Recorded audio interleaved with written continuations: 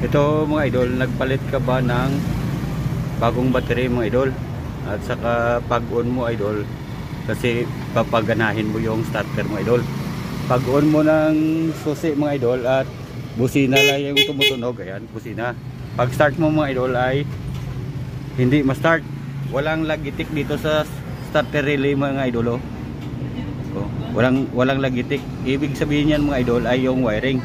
Kaya i-check mo muna yung starter motor kung gagana, kung gumagana pa yung starter motor. Ganito mag-check mga idol.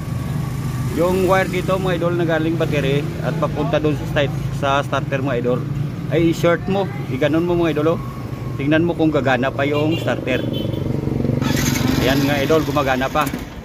Kaya walang lagitik kang marinig dito mga idol.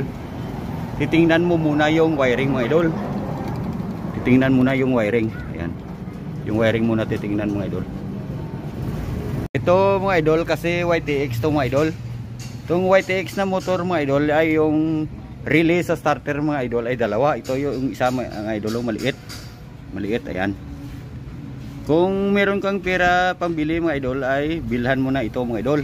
Kung wala kang pera na pambili na, wala ka ng budget, ganito lang mga idol, i-connect mo lang yung kulay brown at saka yung pula na may ribiti na puti mga idol. Ayan, yung may guhit na puti, pula na may guhit na puti. Ayan mga idol, start ko mga idol.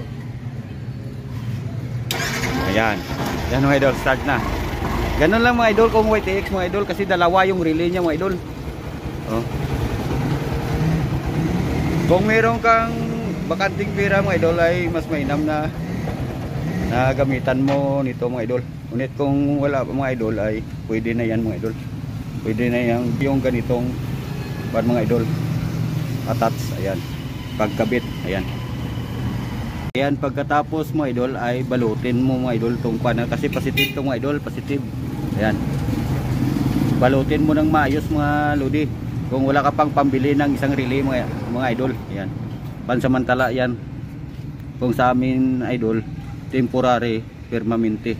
Ayan.